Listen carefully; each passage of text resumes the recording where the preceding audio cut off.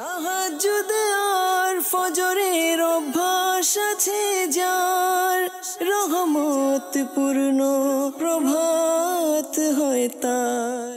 আলহামদুলিল্লাহি রাব্বিল আলামিন, আসসালাতু ওয়াসসালামু আলা সাইয়্যিদিল মুরসালিন, আম্মা বা'দু, ফাউযু বিল্লাহি মিনাশ শাইতানির রাজীম, বিসমিল্লাহির রহমানির রহিম।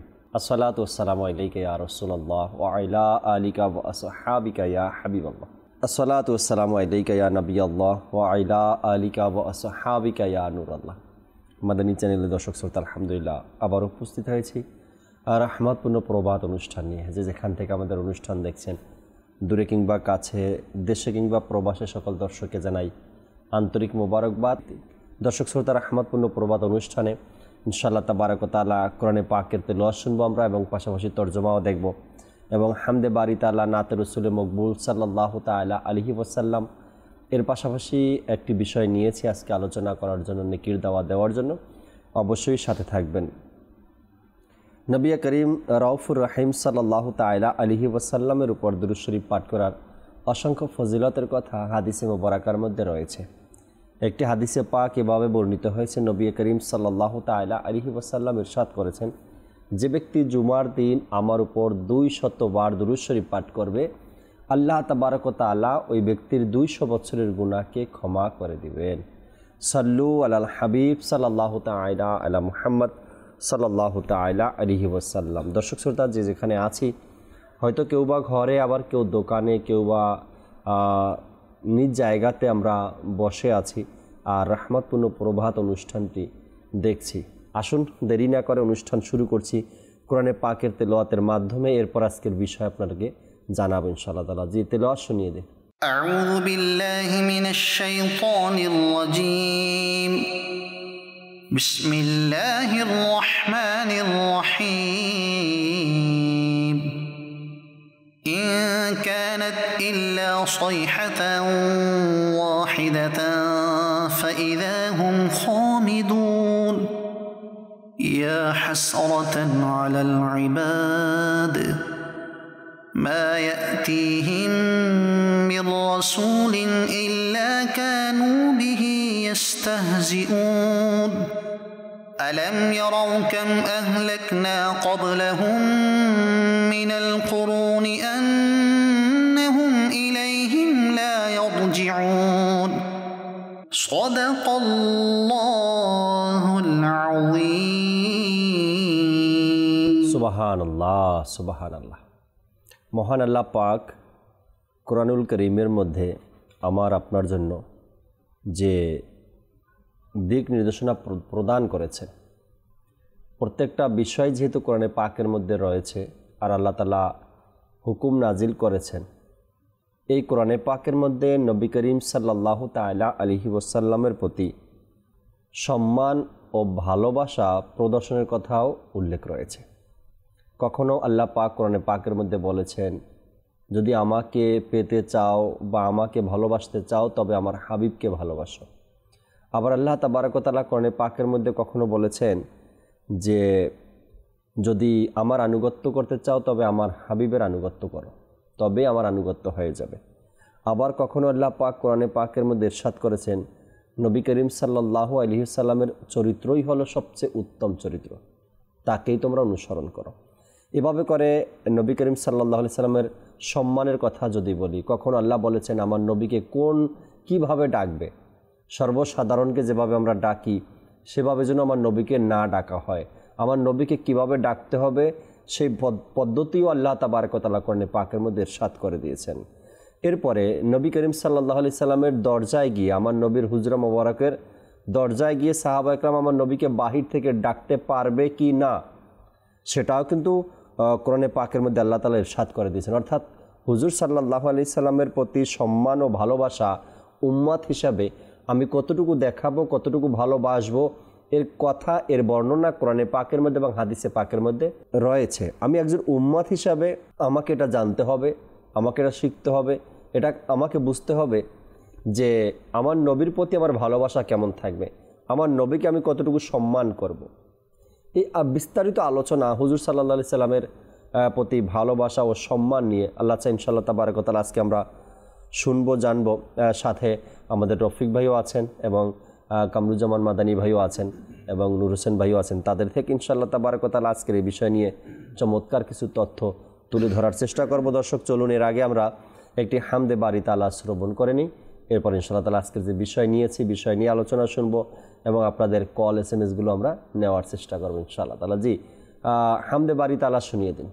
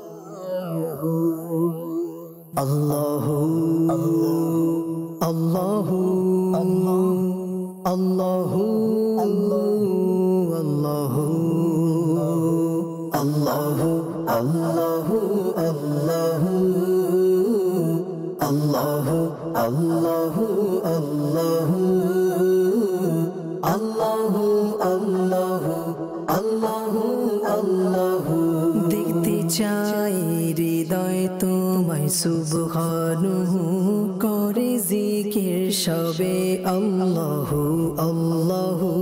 দেখতে চাই হৃদয় তোমায় সুবহানাহু করে জিকির সবে আল্লাহু আল্লাহু। ভুলিনি ভুলবো না খোদা তোমায় কভু, ভুলিনি ভুলবো না খোদা তোমায় কভু। মনে প্রাণে খোদা, মনে প্রাণে খোদা, তুমি তুমি শুধু আল্লাহু আল্লাহু আল্লাহু আল্লাহু আল্লাহু আল্লাহু আল্লাহু আল্লাহু আল্লাহু আল্লাহু। বাগানে গগনে আলোচনা তোমার, প্রভাতে নিশীতে আলোচনা তোমার। বাগানে গগনে আলোচনা তোমার, প্রভাতে নিশীতে আলোচনা তোমার। তুমি একক অদ্বিতীয় অনন্ত অসীম, তুমি একক অদ্বিতীয় অনন্ত অসীম। তব নেই অংশীদার, তব নেই অংশীদার, জাল্লা জালালুহু। আল্লাহু আল্লাহু আল্লাহু আল্লাহু আল্লাহু আল্লাহু আল্লাহু আল্লাহু আল্লাহু আল্লাহু। সারা পৃথিবী চায় তোমায় পেতে শুধু, মোরা তোমারি বান্দা হে সুবহানাহু। সারা পৃথিবী চায় তোমায় পেতে শুধু, মোরা তোমারি বান্দা হে সুবহানাহু। তুমি পুত পবিত্র অনন্ত অসীম, তুমি পুত পবিত্র অনন্ত অসীম। হে রহিম রহমান, হে রহিম রহমান, জাল্লা জালালুহু। আল্লাহু আল্লাহু আল্লাহু আল্লাহু আল্লাহু আল্লাহু আল্লাহু আল্লাহু আল্লাহু আল্লাহু। পক্ষীকুল করে তোমারি গুণগান, চারিদিক শোনা যায় তোমারি শানমান। পক্ষীকুল করে তোমারি গুণগান, চারিদিক শোনা যায় তোমারি শানমান। কেউ বলে খোদা, কেউ সুবহানাহু, কেউ বলে খোদা, কেউ সুবহানাহু। আর সবাই বলে, আর সবাই বলে লা শারীকা লাহু। আল্লাহু আল্লাহু আল্লাহু আল্লাহু আল্লাহু আল্লাহু আল্লাহু আল্লাহু আল্লাহু আল্লাহু।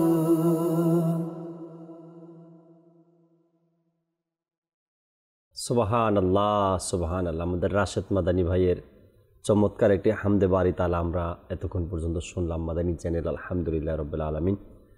আল্লাহ তাবারক ওয়া তাআলা এ সকল ভাইদের কণ্ঠে আরও বরকত দান করুক, যেন এরা আমাদেরকে নাত, হামদে বারি তালা, মানকাবাত শুনিয়ে আমাদের অন্তরে যেন আল্লাহ তার রাসূল আউলিয়া ইকরামের ভালোবাসা আরও বাড়িয়ে দিতে পারেন। দর্শক, বিষয় নিয়েছি আজকে প্রিয় নবী সাল্লাল্লাহু আলাইহি সাল্লামের প্রতি সম্মান ও ভালোবাসা, যার মধ্যে ঈমানের বিন্দু পরিমাণও জায়গা আছে, যার অন্তরে নবীর প্রতি তার ভালোবাসা আছে। যার অন্তরে নবীর প্রতি ভালোবাসা আছে, তার অন্তরে নিজের মা বাবার প্রতিও ভালোবাসা আছে। যার অন্তরে নিজের মা বাবার প্রতি ভালোবাসা আছে, তার অন্তরে দেশের প্রতিও ভালোবাসা আছে। অর্থাৎ একটা আরেকটার সাথে সম্পর্কিত, একটা আরেকটার সাথে যেন জড়িত। আপনি আমার রসুলকে ভালোবাসবেন না, আপনি মা বাবাকে ভালোবাসতে হবে, সে শিক্ষাটা কোথায় পাবেন? যারা রসুলকে ভালোবাসতে জানে তারা মা বাবাকেও ভালোবাসতে জানে। আর যারা নিজ মা বাবাকে ভালোবাসতে জানে, ওই মা বাবাই শিক্ষা দেয় দেশপ্রেম, তখন সে দেশকেও ভালোবাসতে শেখে। এই জন্য বললাম একটা আরেকটার সাথে খুবই জড়িত। তো শুধু মুখে নয়, অন্তর থেকে নবীর ভালোবাসা এর আত্মপ্রকাশও রয়েছে, বহির্প্রকাশ। নবীকে যে ভালোবাসি এর বহির্প্রকাশ রয়েছে। কিভাবে বুঝবেন যে এই ব্যক্তি হ্যাঁ এই ব্যক্তি আমার নবীকে ভালোবাসে? কিভাবে বুঝবেন? এর কিছু বহির্প্রকাশও রয়েছে সুন্নাতের মাধ্যমে। আল্লাহ বোঝার তৌফিক দিক। রফিক ভাই আছেন আমাদের সাথে, রফিক ভাই থেকেই আজকের প্রোগ্রামের বিষয়ে আলোচনা শুরু করতে চাই। এরপর কামরুজ্জামান ভাইয়ের কাছে আসবেন ইনশাআল্লাহ তাআলা। জি রফিক ভাই। যে বিষয়টা নেওয়া হয়েছে এমন একটা বিষয় জাকির ভাই, যে বিষয়ের সাথে শুধুমাত্র রাসূলের ভালোবাসাই জড়িত নয়, তার ঈমান জড়িত, পরিপূর্ণ যে বিশ্বাসের যে কামালিয়াত রয়েছে, পরিপূর্ণতা রয়েছে ঈমানের, সেটা জড়িত। আল্লাহর নবী সাল্লাল্লাহু আলাইহি ওয়াসাল্লামকে ভালোবাসার যে বিষয় আজকে নেওয়া হয়েছে, তার সাথে আল্লাহ তাআলার সন্তুষ্টি জড়িত। তো এভাবে আমরা যদি দেখি যে আল্লাহ তাআলা তার নবী সাল্লাল্লাহু আলাইহি ওয়াসাল্লামকে এতটা ভালোবাসেন, এতটা আল্লাহ তাআলা তার নবীর যে শান ও মান, আজমত ও নিশান, মাহাত্ম্য, মর্যাদাকে এতটাই সমুন্নত করেছেন যে পৃথিবীতে সব কিছু আবর্তিত হচ্ছে আল্লাহর নবী সাল্লাল্লাহু আলাইহি ওয়াসাল্লামকে কেন্দ্র করে। জি, এটা হচ্ছে আপনার নিগূঢ় তত্ত্ব। নিগূঢ় যে তত্ত্ব থাকে, সেই নিগূঢ় তত্ত্ব আমি আপনাকে বললাম যে সব কিছুই আবর্তিত হচ্ছে আল্লাহর নবী সাল্লাল্লাহু আলাইহি ওয়াসাল্লামকে কেন্দ্র করে। এটা আল্লাহ তাআলা এই ব্যবস্থা, এই বিধান, এই সিস্টেমকে আল্লাহ তাআলা করে দিয়েছেন তার নবীকে কেন্দ্র করে। যে সব কিছু আপনি যে কথাটা পূর্বেই বললেন যে নবী প্রেম যদি অন্তরে না থাকে, তাহলে কোনো কিছুই তার মূল্যায়ন হচ্ছে না, কোনো কিছুই তার থাকছে না। আর প্রকৃত অর্থে ঠিক তাই। আপনি দেখবেন যে আল্লাহ নবী সাল্লাল্লাহু আলাইহি ওয়াসাল্লামের প্রতি ভালোবাসা যার হৃদয়ে নেই, এমন ব্যক্তি কিন্তু নিষ্ঠুর প্রকৃতির হয়ে থাকে। এমন ব্যক্তির দ্বারা ধৃষ্টতা প্রদর্শিত হয়, বেয়াদবি প্রকাশ পায়। এমন ব্যক্তি দ্বারা আমানতের খেয়ানত প্রকাশ পায়। এমন ব্যক্তি দ্বারা মানে অশালীন কার্যকলাপ, সেটা দুরাচার হোক, ব্যভিচার হোক, কিংবা মানে এই বিষয়গুলো দেখবেন যে ফুটে ওঠে। অর্থাৎ যে হৃদয়ে ঈমান নেই, সে হৃদয়ে দ্বারা যে কোনো কিছু হতে পারে, অমানবিক, রাইট, অশালীন, অমানবিক, আমরা যাই বলি না কেন, যেখানে রসুলের ভালোবাসা আছে সেখানে ঈমান আছে, যেখানে ঈমান আছে সেখানে হায়া আছে, লজ্জা আছে। আর যেখানে লজ্জা আছে সেখানে খোদা ভীরুতাও আছে, রাইট। সেখানে সংকোচ বোধ আছে, পাছে লোকে কিছু বলে। আল্লাহ তাআলার যে ভয়, এই সব কিছু, সংকোচ বোধ, লজ্জা, বিবেকের যে মূল্যবোধ জাগ্রত হওয়া, এটা করব না, এটা করা যাবে না। আমার রাসূলকে কিভাবে মুখ দেখাবো, আল্লাহ তাআলার সামনে কিয়ামতের দিন কিভাবে দণ্ডায়মান হব, এই সমস্ত কিছু আপনি দেখবেন যে একজন মানুষের মধ্যে যে মানবিক যে দিকগুলো রয়েছে, মানবতার, আপনি এক কথায় বলতে পারেন যে পুষ্পকলি রয়েছে, এটা বিকশিত হয় ইশকে রাসূলের মাধ্যমে, মানবতার, রাইট। তো যেখানে ইশকে রাসূল নেই, নবীর প্রতি ভালোবাসা নেই, সেখানে সব সম্ভব, সেখানে সব কিছু সম্ভব। অর্থাৎ ধৃষ্টতা সম্ভব, বেয়াদবি সম্ভব, অন্যের সম্পদ আত্মসাৎ সম্ভব, মানুষকে ঠকানো সম্ভব, মিথ্যাচারিতা সম্ভব, দ্বিমুখী ভাব পোষণ অর্থাৎ মুনাফিকাত, এটাও সম্ভব। কেননা আপনি দেখেন যে ইসলামের হিস্ট্রি যারা অধ্যয়ন করেছে, ইতিহাস, তারা বলবে, ইতিহাসবেত্তা যারা, ইতিহাসবিদ যারা, তারা এটাকে এভাবে উল্লেখ করেছেন যে যারা আল্লাহ নবী সাল্লাল্লাহু আলাইহি ওয়াসাল্লামের যুগে যারা মুনাফিক ছিল, যারা মুনাফিক ছিল, ঈমান তো এনেছে,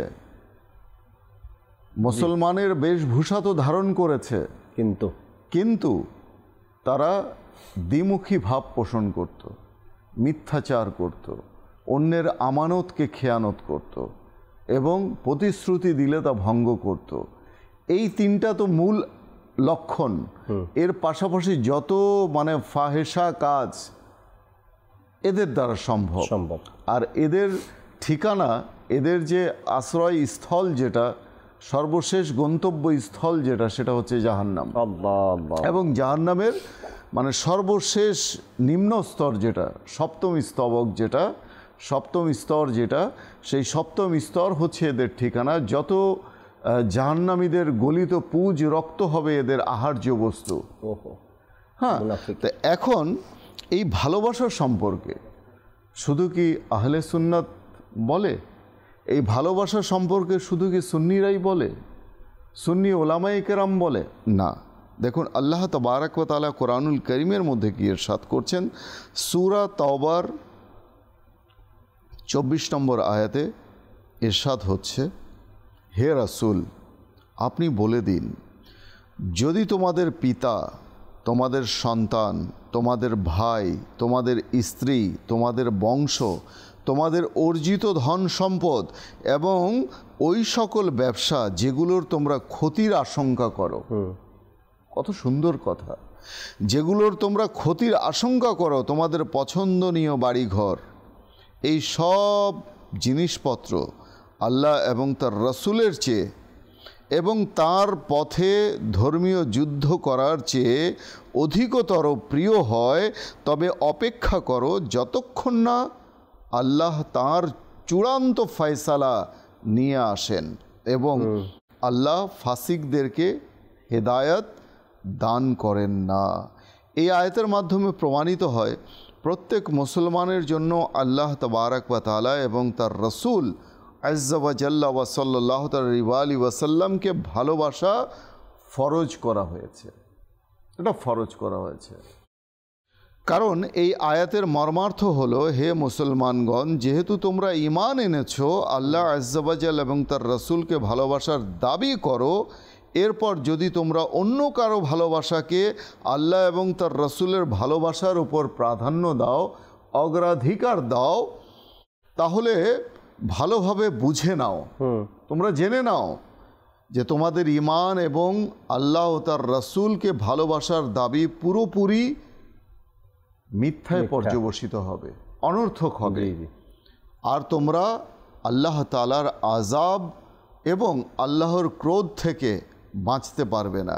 এই আয়াতের শেষাংশের দ্বারা এও প্রমাণিত হয় যে যার অন্তরে আল্লাহ ও তার রাসূলের প্রতি ভালোবাসা নেই, নিঃসন্দেহে তার ঈমানের দুর্বলতা রয়েছে। হযরত সাইয়েদুনা আনাস রাদিয়াল্লাহু তাআলা আনহু থেকে বর্ণিত, আল্লাহর নবী সাল্লাল্লাহু আলাইহি ওয়াসাল্লাম ইরশাদ করেন, বুখারী শরীফের হাদিস, তোমাদের মধ্যে থেকে কেউ ততক্ষণ পর্যন্ত মুমিন হতে পারবে না। হাদিসে পাক আমরা বহুবার মাদানী চ্যানেলে শুনেছি, লা ইউমিনু আহাদুকুম হাত্তা কুনা হাব্বা ইলাইহি মিন ওয়ালিদিহি ওয়া ওয়ালাদিহি ওয়ান নাসি আজমাইন, যে তোমাদের মধ্যে থেকে কেউ ততক্ষণ পর্যন্ত মুমিন হতে পারবে না যতক্ষণ পর্যন্ত আমি তার নিকট তার পিতা, তার সন্তান এবং সমস্ত লোকদের চেয়ে অধিকতর প্রিয় না হয়ে যায়।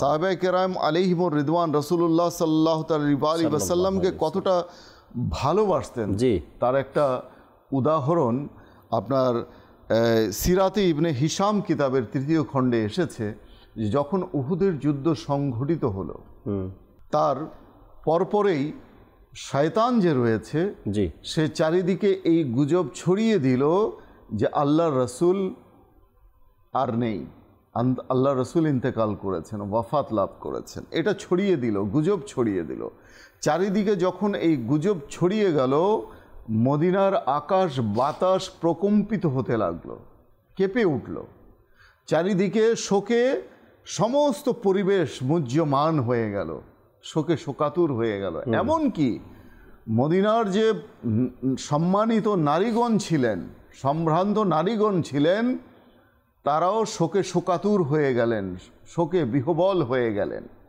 তন্মধ্য হতে বনু দিনার গোত্রের এক নারী রাসূলুল্লাহ সাল্লাল্লাহু আলাইহি ওয়াসাল্লামের ভালোবাসায় আত্মহারা হয়ে ঘর থেকে যুদ্ধের ময়দানের দিকে রওনা হলেন, ছুটে যেতে লাগলেন। যেতে যেতে পথিমধ্যে তার স্বামীর, তার পিতার, তার ভাইয়ের ইন্তেকালের সংবাদ তিনি পেলেন, কিন্তু তারপরেও কোনো কিছু তাকে দমাতে পারল না। তিনি পরোয়া করলেন না, তিনি বেপরোয়া হয়ে ছুটে গেলেন কোথায়? তার মঞ্জিলে মকসুদের দিকে। আর মঞ্জিলে মকসুদ কি ছিল? ইশকে রাসূল, নবীর প্রতি ভালোবাসা। তিনি জিজ্ঞাসা করতে লাগলেন সবাইকে, আমার রাসূল কেমন আছে? আমার স্বামী ইন্তেকাল হয়েছে, ঠিক আছে, পিতা ইন্তেকাল হয়েছে, ঠিক আছে, পুত্র ইন্তেকাল হয়েছে, ঠিক আছে, কিন্তু আমার রাসূল কেমন আছেন? আল্লাহর রাসূল কেমন আছেন? সবাই তাকে আশ্বস্ত করল, আল্লাহর রাসূল ঠিক আছে। তিনি বললেন যে না, আমাকে আল্লাহর রাসূলের কাছে নিয়ে চলুন, যতক্ষণ পর্যন্ত আমি যতক্ষণ পর্যন্ত নিজ চোখে আল্লাহর রাসূলকে না দেখব আমি স্বস্তি পাচ্ছি না। তখন তারা সবাই কি করল? সেই সম্মানিতা নারীকে, বৃদ্ধা নারীকে নিয়ে গেলেন কোথায়? আল্লাহর রাসূলের কাছে। তখন আল্লাহর রাসূল সাল্লাল্লাহু আলাইহি ওয়াসাল্লামকে দেখে তখন সেই নারী শান্ত হলেন। তিনি বলতে লাগলেন, আল্লাহ নবী সাল্লাল্লাহু আলাইহি ওয়াসাল্লামের নুরানি চেহারা মোবারক দেখে সহসা তার মুখ থেকে এই বাক্য বেরিয়ে এলো, আপনার থাকা অবস্থায় কোনো বিপদই আমার কাছে বিপদ মনে হয় না, কোনো বিপদই আমার কাছে কিছু না।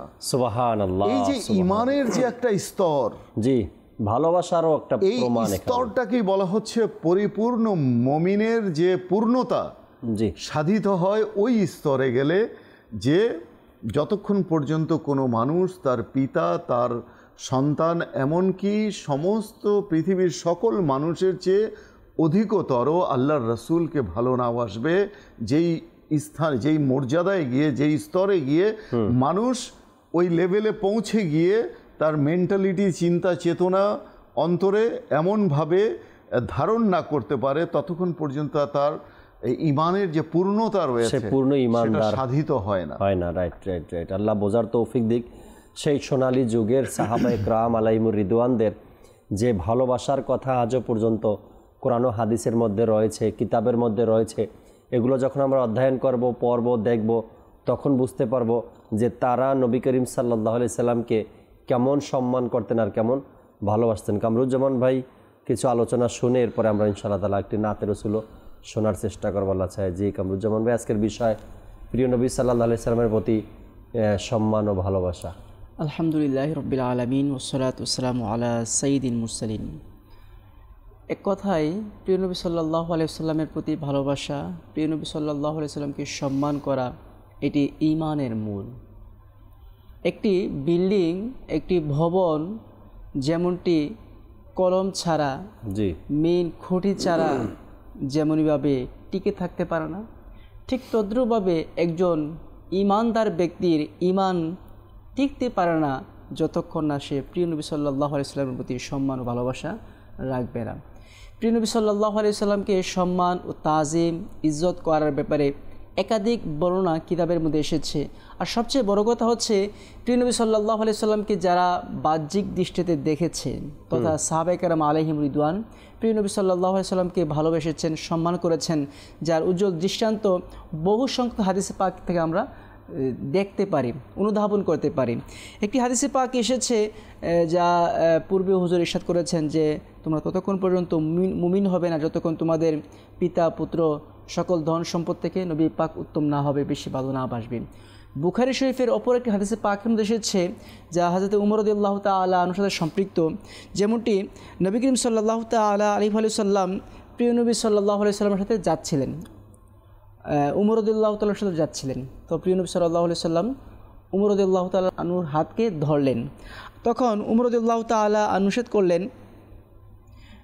ইয়া রাসূলুল্লাহ, আমি আপনাকে লা আনতা আহাব্বু ইলাইয়া মিন কুল্লি শাইইন ইল্লা মিন নাফসি, ইয়া রাসূলুল্লাহ, আমি আপনাকে সকল কিছুর চাইতে বেশি ভালোবাসি ইল্লা মিন নাফসি, কিন্তু আমার নফস ব্যতীত, আমার জান ব্যতীত। এক কথায় আমি আমার জানকে বেশি ভালোবাসি, আর আমার জান ব্যতীত যা কিছু আছে সবচেয়ে বেশি আপনাকে ভালোবাসি। তো নবী করিম সাল্লাল্লাহু আলাইহি সাল্লাম ইরশাদ করলেন, লা ওয়াল্লাযী নাফসি বিয়াদিহি হাত্তা আকুনা আহাব্বা ইলাইকা মিন নাফসিকা, হে ওমর, আল্লাহ পাকের শপথ দিয়ে বলছি, যার কুদরতি হাতে আমার প্রাণ, তুমি ততক্ষণ পর্যন্ত মুমিনে কামিল হতে পারবে না, পরিপূর্ণ ঈমানদার হতে পারবে না মিন নাফসিকা, যতক্ষণ পর্যন্ত তোমার জানের চেয়ে বেশি আমি অধিক ভালো না হব, অধিক প্রিয় না হব। তো উমর রাদিয়াল্লাহু তাআলা আনহু ইরশাদ করলেন, ফাইন্নাহু আল-আন ওয়াল্লাহি লা আনতা আহাব্বু ইলাইয়া মিন নাফসি, ইয়া রাসূলুল্লাহ, এখন থেকে আপনি আমার কাছে আমার জানের চেয়ে অধিক প্রিয়। সুবহানাল্লাহ। তো প্রিয় নবী সাল্লাল্লাহু আলাইহি ওয়াসাল্লাম ইরশাদ করলেন, আল-আনা ইয়া উমর, হে উমর, এতক্ষণে তুমি পরিপূর্ণ ঈমানদার হয়েছো। সুবহানাল্লাহ। এক হাদিসে পাকে তো এসেছে, তোমার সন্তান থেকে, তোমার স্ত্রী থেকে, তোমার সকল ধন সম্পদ থেকে অধিক প্রিয় না হলে মুমিন হবে না। কিন্তু এই হাদিসে পাকে এসেছে, যতক্ষণ তোমার নিজের নফসের চাইতে, নিজের জানের চাইতে অধিক প্রিয় না হবে, ততক্ষণ তুমি মুমিনে কামিল হবে না। যার উজ্জ্বল দৃষ্টান্ত বিভিন্ন যুদ্ধের মধ্যে সাহাবায়ে কেরাম আলাইহিম রিদওয়ান দেখে গিয়েছেন। উহুদের যুদ্ধ বলুন, বদরের যুদ্ধে বলুন, কয়েকজন সাহাবীদের কাজে ছিল তারা প্রিয় নবী সাল্লাল্লাহু আলাইহি ওয়াসাল্লামের চারদিকে বেষ্টনী দিবে। অর্থাৎ প্রিয় নবী যেখানে দাঁড়িয়ে যুদ্ধ করছেন, যেখানে দাঁড়িয়ে যুদ্ধ পরিচালনা করছেন, তার চতুর্দিকে কয়েকজন সাহাবীর কাজ ছিল, তারা নবী করিম সাল্লাল্লাহু আলাইহি ওয়াসাল্লামকে গার্ড দিবে, পাহারা দিবে, যেন নবী করিম সাল্লাল্লাহু আলাইহি ওয়াসাল্লামের সামনে কোনো তীর না আসতে পারে। যদি কোনো তীর বা কোনো যুদ্ধের এমন কোনো কিছু বিষয় প্রিয় নবীর কাছে আসবে, এটা সাহাবায়ে কেরাম সহ্য করতো না।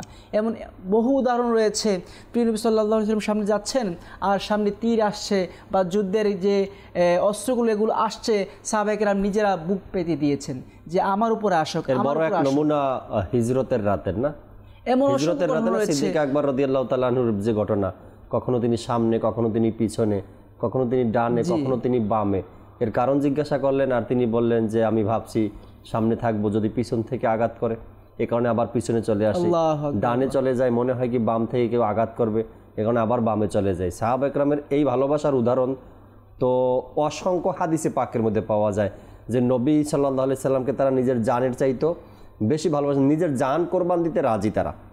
তারপরও নবী করিম সাল্লাল্লাহু আলাইহি সাল্লামের সামনে কেউ বেয়াদবি করবে, আমার নবীকে কেউ কষ্ট দিবে, আমার নবীর ব্যাপারে কেউ কোনো কথা বলবে, এটা মানতে জানেন। মসজিদে নববীতে একবার হয়েছে না, কোনো এক লোক এসে তার সাওয়ারি মসজিদে নববীতে বাঁধলেন, তো ওখানে হুজুর সাল্লাল্লাহু আলাইহি সাল্লামের ব্যাপারে এমন কিছু কথা সে বলল, রেগে গেলেন সাহাবায়ে কেরাম।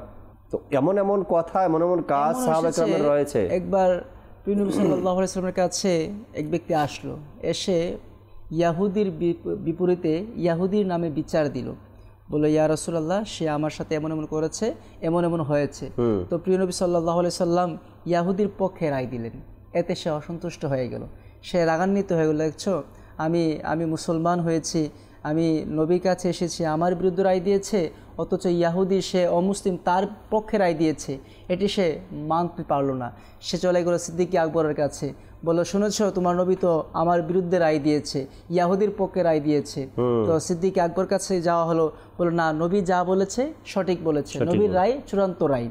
তো এই কথা শুনে যখন সিদ্দিক আকবরের কাছ থেকে ফিরে গেল, উমরের কাছে গেল, বলো উমর তুমি শুনেছ যে তোমার নবী তো এমন এমন রায় দিয়েছে, ইয়াহুদির পক্ষে রায় দিয়েছে, আমার বিপক্ষে রায় দিয়েছে, এটি তো মানা যাচ্ছে না। তো উমর বললেন দাঁড়াও, ভিতর থেকে আসি। তো উমর রাদিয়াল্লাহু তাআলা আনহু ভিতর থেকে আসলেন, তরবারি নিয়ে আসলেন, তাকে খতম করে দিলেন। এভাবে আল্লাহ পাক কোরআন পাকের মধ্যে আয়াতে নাজিল করেন, ফালা ওয়া রাব্বিকা লা ইউমিনুনা হাত্তা ইউহাক্কিমুকা ফীমা শাজারা বাইনাহুম, যে তোমরা ততক্ষণ পর্যন্ত মুমিন হতে পারবে না যতক্ষণ তোমাদের সিদ্ধান্তের মধ্যে রাসূলের সিদ্ধান্তকে পরিপূর্ণভাবে না মেনে নিবে। আল্লাহ আল্লাহ আল্লাহ। যেটা বলতেছিলাম, প্রিয় নবী সাল্লাল্লাহু আলাইহি সাল্লামকে সাহাবায়ে কেরাম আলাইহিম রিদওয়ান সম্মান করেছেন, তাজিম করেছেন, যার উদাহরণ একাধিক হাদিসে পাকের মধ্যে রয়েছে। একটি হাদিসে পাক আমরা লক্ষ্য করি, উরওয়া ইবনে মাসউদ মুসলমান হওয়ার পূর্বে তার কাজ ছিল সে এক এক গোত্রে যেত, কুরাইশের পক্ষ থেকে এক এক গোত্রে যেত, সেই গোত্রে গিয়ে দূত হিসাবে যেত, বার্তাবাহক দূত, প্রতিনিধি হিসাবে বিভিন্ন রাজ্যে সে সফর করত। তো উরওয়া ইবনে মাসউদ রাদিয়াল্লাহু তাআলা আনহু যখন তিনি মুসলমান হননি, তখন প্রিয় নবীর কাছে গেলেন, প্রিয় নবী দরবারে তিনি প্রতিনিধি হিসাবে গেলেন, তার আচার ব্যবহার কেমন, তার রাজ্য কেমন, সাহাবায়ে কেরাম তার সাথে কী রূপ আচরণ করেন, এগুলো দেখার জন্য সে গেলেন। যখন উরওয়া ইবনে মাসউদ রাদিয়াল্লাহু তাআলা আনহু নিজ গোত্রের কাছে ফিরে আসলেন, তো নিজ গোত্রের কাছে বলতে লাগলেন, হে আমার গোত্রের বাসীরা, আমি কাইসারের মধ্যে গিয়েছি, কিসরার প্রাসাদে গিয়েছি, নাজ্জাশের মধ্যে গিয়েছি, অসংখ্য রাজা বাদশাহ দরবারে গিয়েছি, কিন্তু মুহাম্মদ সাল্লাল্লাহু আলাইহি সাল্লামের সাথীরা মুহাম্মদ সাল্লাল্লাহু আলাইহি সাল্লামকে এত সম্মান করে, এত ইজ্জত করে আমি অন্য কোথাও দেখিনি। কামা ইউআজ্জিমু আসহাবু মুহাম্মাদিন মুহাম্মাদান সাল্লাল্লাহু আলাইহি সাল্লাম, মুহাম্মদ সাল্লাল্লাহু আলাইহি সাল্লামের সাথীরা সাহাবীরা মুহাম্মদকে এত সম্মান করে আমি কোনো রাজাকে দেখিনি তার প্রজা এত সম্মান করতে। এমনকি তাই নয়, হাদিস পাকের মধ্যে এসেছে, মা ইয়াতানাখামু নুখামাতান ইল্লা ফি ওয়াকা ফি কাফি রাজুলিন মিনহুম ফাদাল্লাকা বিহা ওয়াজহাহু ওয়া জিলদাহু। হাদিস পাকের মধ্যে এসেছে মুহাম্মদ সাল্লাল্লাহু আলাইহি ওয়াসাল্লাম যখন থুতু নিক্ষেপ করে, মা ইয়াতানাখামু নুখামাতান ইল্লা ওয়াকা ফি কাফি রাজুলিন মিনহুম ফাদাল্লাকা বিহা ওয়াজহাহু ওয়া জিলদাহু। অর্থাৎ প্রিয় নবী সাল্লাল্লাহু আলাইহি ওয়াসাল্লাম যখন কোনো থুতু নিক্ষেপ করে, এই থুতু জমিনের মধ্যে পড়ে না, বরং সাহাবায়ে কেরামের হাতের মধ্যে পড়ে, আর তারা এই থুতু মোবারক নিয়ে তাদের মুখে মালিশ করে দেয় এবং শরীরের মধ্যে মালিশ করে দেয়। যখন তিনি কোনো হুকুম প্রদান করেন, সাহাবায়ে কেরাম লাইন হয়ে দাঁড়িয়ে যান, কাতার হয়ে দাঁড়িয়ে যান, কে হুকুমটা আগে পালন করবে। আর যখন তিনি কথা বলেন, সকলে একেবারে নিচু হয়ে দাঁড়িয়ে থাকেন। যেমন মনে হয়, এমনতে এসেছে হাদিসে পাকের মধ্যে, প্রিয় নবী যখন কথা বলতেন আল্লাহু আকবার, তখন সাহাবায়ে কেরামের মজলিসটা এত ঠান্ডা থাকতো, এত নীরব থাকতো, বলা হচ্ছে যদি পাখিও বসে থাকতো কোনো সমস্যা হতো না, পাখি বসে থাকতো, পাখিও বুঝতো না এখানে মানুষ বসা আছে, আল্লাহু আকবার, এত স্থির থাকতো। আর হবে না কেন, আল্লাহ সুবহানাহু ওয়া তাআলা কিতাবের মধ্যে বলেছেন, ইয়া আইয়ুহাল্লাযীনা আমানু লা তারফাউ আসওয়াতাকুম ফাওকা সাওতিন নবী, হে ঈমানদারগণ, তোমরা নবীর কণ্ঠস্বর চেয়ে তোমাদের কণ্ঠকে উঁচু করিও না। কেন? যদি তোমরা এমনটি করো, তোমাদের আমল সমূহ বরবাদ হয়ে যাবে, তোমরা জানতেও পারবে না।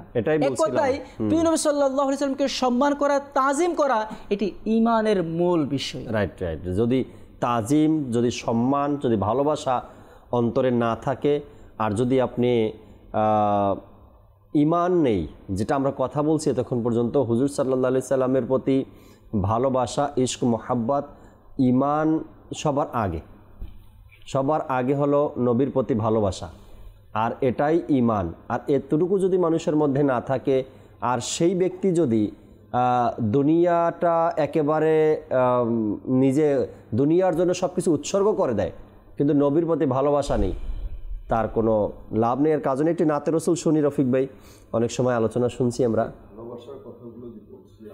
জি ইনশাআল্লাহ এর পরবর্তীতে ভালোবাসার কিছু নিদর্শন আছে, সেই নিদর্শন সম্পর্কে, অর্থাৎ এই নিদর্শন আদৌ কি আমার মাঝে আছে কিনা, এটা নিজেকে একটু বাজিয়ে দেখার। অনেক সময় আমরা বাজারে কলস কিনতে গেলে, মাটি আগেকার দিনে মাটির কোনো পাত্র কিনতে গেলে বাজিয়ে দেখতাম যে এটা কাঁচা আছে মাটি কিনা, নাকি ছিদ্র আছে ভালো কিনা। মতো আছে, সুন্দর ভাবে এটা গঠিত।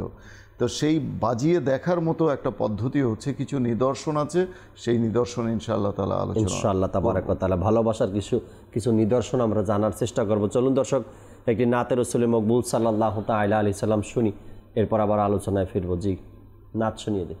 আর টিয়া নাই পয়সা নাই কেনে যাইতা সোনার মদিনা কেনে সাইতা ইয়া রাসূলুল্লাহ ইয়া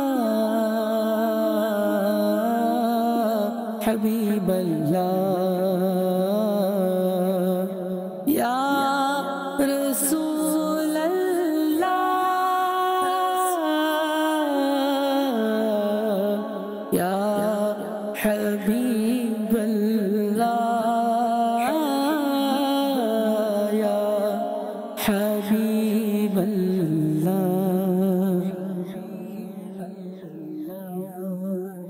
আর টিয়া নাই পয়সা নাই কেনে যাইতা মদিনা সোনার মদিনা কেনে যাইতা মদিনা সোনার মদিনা কেনে যাইতা মদিনা মনে হাতে যাইবালাই কিন্তু টিয়া পয়সা নাই মনে হাতে যাইবালাই কিন্তু টিয়া পয়সা নাই মনে হার পাখির মতো উড়াল দিবালা আর টিয়া নাই পয়সা নাই কেনে যাইতা মদিনা সোনার মদিনা কেনে যাইতা মদিনা সোনার মদিনা কেনে যাইতা মদিনা আই যদি হইতাম আকাশের তারা সাই থাকতাম মদিনা মনোয়ারা সাই থাকতাম মদিনা মনোয়ারা আই যদি হইতাম আকাশের তারা সাই থাকতাম মদিনা মনোয়ারা সাই থাকতাম মদিনা মনোয়ারা সুখ ফাগাই সাই থাকতাম সুখ ফাগাই সাই থাকতাম সুখ ন ফিরাইতাম আর টিয়া নাই পয়সা নাই কেনে যাইতা মদিনা সোনার মদিনা কেনে যাইতা মদিনা সোনার মদিনা কেনে যাইতা মদিনা পাখি যদি হইতাম যাইতাম উড়ি উড়ি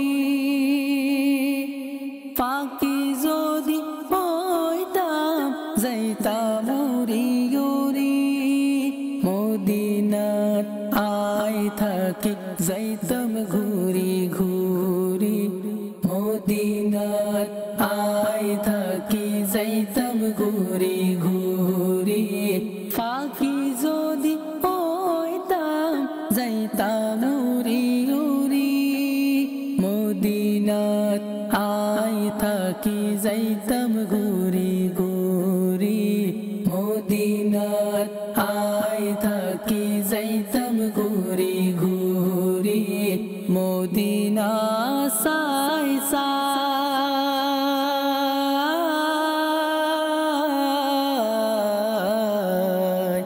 ইয়া রাসূলুল্লাহ ইয়া রাসূলুল্লাহ ইয়া রাসূলুল্লাহ ইয়া হাবিবাল্লাহ মদিনা সাই সাই মদিনা সাই সাই আশা ফুরাইতা আর দিয়ালাই সইশালাই কেনে যাইতা সোনার মদিনা কেনে যাইতা সোনার মদিনা কেনে যাইতা মদিনা সোনার মদিনা তাই হাতে যাইও হাতে যাই নবীর রওজাত সালাম দিও হাতে যাই নবীর রওজাত সালাম দিও সোনার মদিনা তাই হাতে যাইও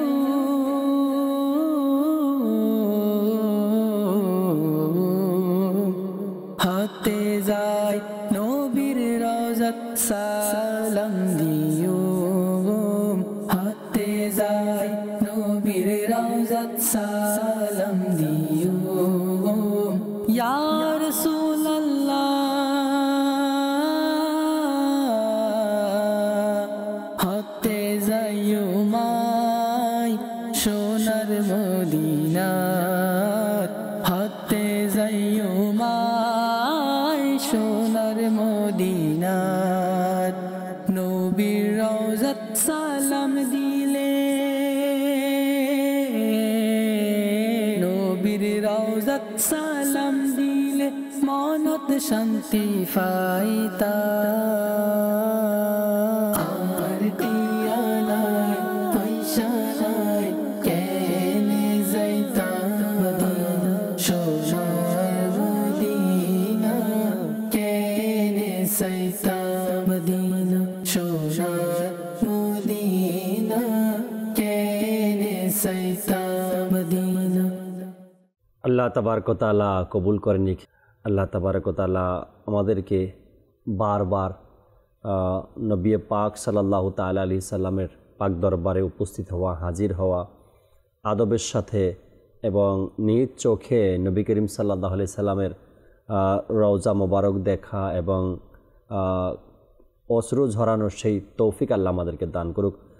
শুনবো রফিক ভাই থেকে একটু পরে ভালোবাসার কিছু নিদর্শন রয়েছে, তাও এর আগে নুর হোসেন ভাই থেকে কিছু আলোচনা শুনতে যাই। জি নুর হোসেন ভাই।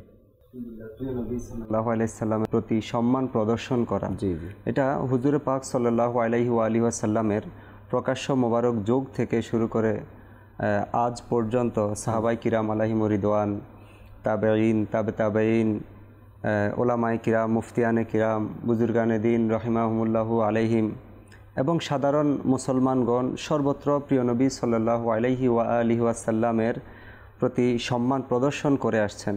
জি, এবং ইনশাআল্লাহুল কারীম কিয়ামত পর্যন্ত করতেই থাকবে। ইনশাআল্লাহ। আর কেনই বা করবে না, যে নবীর প্রতি সম্মান প্রদর্শন করা তো ঈমানেরই জন্য খুবই জরুরি। কুরআনুল কারীমে আল্লাহ তাবারাক ওয়া তাআলা সূরা আল ফাতার আয়াত 8 এবং 9 ইরশাদ করেন, যার কানজুল ঈমান থেকে অনুবাদ, নিশ্চয় আমি আপনাকে প্রেরণ করেছি হাজির নাজির, উপস্থিত প্রত্যক্ষকারী এবং সুসংবাদদাতা ও সতর্ককারী করে, যাতে হে লোকেরা তোমরা আল্লাহ ও তার রাসূলের উপর ঈমান আনো এবং রাসূলের মহত্ব বর্ণনা ও তার প্রতি সম্মান প্রদর্শন করো, আর সকাল সন্ধ্যা আল্লাহর পবিত্রতা ঘোষণা করো। সুবহানাল্লাহ, সুবহানাল্লাহ। হযরত আল্লামা কারি আয়াজ রহমতুল্লাহি তাআলা আলাইহি তিনি বলেন, আল্লাহ পাক তার প্রিয় হাবিব সাল্লাল্লাহু আলাইহি ওয়াসাল্লামের মর্যাদা ও সম্মান করার আদেশ দিয়েছেন এবং তার আদব ও সম্মানকে আবশ্যক করেছেন। আল্লাহু আকবার। আর অনেকে আজকে প্রিয় নবী সাল্লাল্লাহু আলাইহি ওয়াসাল্লামের প্রতি সম্মান প্রদর্শন করাতে ভালোবাসাকে বিভিন্ন অ্যাঙ্গেলে নিয়ে থাকে। কেউ বিভিন্ন কথা বলে থাকে, কুফর, শিরক, এই ধরনের, অর্থাৎ অপব্যাখ্যা করে, বিভিন্নভাবে করে। এখানে কোরআনুল কারিমে এই প্রথম পারায় সূরা বাকারার 34 নং আয়াতে আল্লাহ তাআলা ইরশাদ করেন, যার কানজুল ঈমান থেকে অনুবাদ, এবং স্মরণ করুন যখন আমি ফিরিস্তাকে নির্দেশ দিয়েছিলাম তোমরা আদমকে সিজদা করো, তখন সবাই সিজদা করেছিল কিন্তু ইবলিস ব্যতীত। সে অমান্যকারী হলো, অহংকার করলো এবং কাফির হয়ে গেল। নবীর প্রতি সম্মান প্রদর্শন করা কুফরি নয়, এটা বরং নবীর প্রতি সম্মান প্রদর্শন করাকে অস্বীকার করাই কুফর। Right right right. আল্লাহ আল্লাহ আল্লাহ আল্লাহ। ভালোবাসার প্রতি যে মানুষ বিভিন্ন ধরনের কথা বলে, আশেকে রসুলদেরকে বা যাদের অন্তরিষ্কে রসুল রয়েছে, নবীকে ভালোবাসতে গিয়ে যদি কোনো ব্যক্তি ঈদে মিলাদুন্নবী উদযাপন করে বা মিলাদ উদযাপন করে, তাদের ব্যাপারে যে ভুল ব্যাখ্যা দেওয়া হয়, তাদেরকে যে অপবাদগুলো দেওয়া হয়, তো বলা হয়েছে এখানে যে নবীর প্রতি ভালোবাসতে বাধা দেওয়া বা ভালোবাসায় কটূক্তি করা, এটা হলো কুফর। আল্লাহ তাআলা আমাদেরকে বোঝার তৌফিক দিক। কোরআনে পাকের দেখেন কত সুন্দর সুন্দর আলোচনাগুলো কোরআনে পাকের মধ্যে নবী করিম সাল্লাল্লাহু আলাইহি সাল্লামকে ভালোবাসার ব্যাপারে। শুনবো ভালোবাসা নিয়ে রফিক ভাই থেকে দু একটা কলও শুনে নেই দর্শকের ইনশাআল্লাহ তাআলা। জি, কল শুনিয়ে দিন। আমি চট্টগ্রাম থেকে, আমার নাম হচ্ছে নূর মোহাম্মদ। এরকম একটা চ্যানেল আমাদেরকে দেখানোর জন্য অসংখ্য ধন্যবাদ। আমরা এরকম একটা চ্যানেলের জন্য অনেক আগে থেকে অপেক্ষাছি না, একটু দোয়া করবেন আমাদের জন্য। মাশাআল্লাহ মাশাআল্লাহ। অনেকদিন পর এমন একটা কথা শুনলাম। মাদানী চ্যানেল তো অনেক দিন ধরেই আছে, হয়তো তারও আগে আমাদের অন্তরে এমন ছিল আশা ভরসা যে সঠিক আকীদা সম্পন্ন একটি চ্যানেল মিডিয়াতে আসবে। আল্লাহ তাআলা কবুল করেনি। পরবর্তী কল দেন। আমি ঢাকা থেকে বলছি, মোহাম্মদ রব্বানী। আপনি যে চ্যানেল দেখতেছি, চ্যানেল দেখে আমার পরিবার আপনাদের ভক্ত হয়ে গেছে। আপনি যে চ্যানেল সারাক্ষণ দেখে, আমার ছেলে সময় হলেই দেখে, আমার ছেলেদেরকে দোয়া করেন, আমার ছেলে আল্লাহ সুস্থ রাখে। আল্লাহ তাআলা ভালো রাখুক, আপনার ছেলেকে সুস্থ রাখুক, সবসময় দোয়া করি তার জন্য। পরবর্তী কল দেন। আমার নাম মোহাম্মদ জাহার মিয়া। আমি মাদানী চ্যানেল দেখতেছি, অনেক সুন্দর লাগতেছে। আমি মাদানী চ্যানেলের একজন ভক্ত, চ্যানেলের একজন ভক্ত দর্শক। মাশাআল্লাহ, আল্লাহ তাআলা কবুল করে নিক। আশা করি সবসময় এভাবে মাদানী চ্যানেলের সাথে থাকবেন ইনশাআল্লাহ তাআলা। পরবর্তী কল দেন। আমার নাম হেলাল, বগুড়া। অনুষ্ঠান দেখতেছি, আপনাদের অনুষ্ঠান আমাদের ভালো লাগে। আমার পরিবার সবাই মিলে দেখতেছি আমরা, আমার জন্য দোয়া করবেন ইনশাআল্লাহ তাবারাক ওয়া তাআলা। পরবর্তী কল দেন। আমি ঠিক বলছি, মাইনুল ইসলাম। আপনাদের অনুষ্ঠান আমি শুনতেছি, তো ভালো লাগছে শুনতে আপনাদের অনুষ্ঠান। আমি সকাল সন্ধ্যায় আমি বাড়িতে আমি দেখি, আমাদের পরিবারের সবাই দেখে ভালো লাগে এবং হাদিস কোরআনের কথাবার্তা হয়তো খুব ভালো লাগে। মাশাআল্লাহ, আল্লাহ তাআলা কবুল করে নিক। হ্যাঁ, এটাই চাই আমরা, কি সকালে উঠে মানুষ যেন কোরআন ও হাদিসের আলোচনা শুনতে পারে, দিন ইসলামের কথা শুনতে পারে, ভালো কিছু কথা শুনতে পারে। এরপরে দিন ইসলামের কথাগুলো যখন মানুষের কাছে পৌঁছানো হয়, তো সেটার একটা প্রভাবই ভিন্ন রকমের পড়ে। আল্লাহ তাআলা বোঝার তৌফিক দিক। রফিক ভাই বলছিলেন কিছু ভালোবাসার নিদর্শন নিয়ে আপনি আলোচনা শোনাবেন আমাদেরকে। জি, ভালোবাসার নিদর্শন নিয়ে আলোচনা অবশ্যই শোনাবো। তার আগে দুটো ওয়াকিয়া আমরা শুনি, দুইটা শুনি। যেমন আল্লামা কাজী আইয়াজ তার বিখ্যাত কিতাব আশরিফা শরীফের মধ্যে লিখেছেন যে হযরত আব্দুল্লাহ ইবনে উমর রাদিয়াল্লাহু তাআলা আনহু রাসূলুল্লাহ সাল্লাল্লাহু আলাইহি ওয়াসাল্লামের মিম্বার শরীফ, যেখানে আল্লাহ নবী সাল্লাল্লাহু আলাইহি ওয়াসাল্লাম তশরিফ রাখতেন, বসতেন, সেই মিম্বারের মধ্যে তিনি হাত বুলিয়ে তার নিজের চেহারার মধ্যে মাসেহ করতেন। আল্লাহ আল্লাহ আল্লাহ। সেই মিম্বারের মধ্যে সুবহানাল্লাহ, আল্লাহ নবী সাল্লাল্লাহু আলাইহি ওয়াসাল্লামের অনুপস্থিতিতে সেই মিম্বারের মধ্যে, যেখানে আল্লাহ রসুল তশরিফ নিয়ে যেতেন, বসতেন, সেই মিম্বারের মধ্যে হাত বুলিয়ে নিজের চেহারায় বুলাতেন, শরীরে বুলাতেন। যেটা বর্তমান যুগে এটাকে মানুষ স্বাভাবিক অর্থে মেনে নেবে না, শিরক ও কুফরের ফতোয়া দিয়ে দিবে। অথচ সাহাবায়ে কেরাম কি কম বড় মুফতি ছিলেন?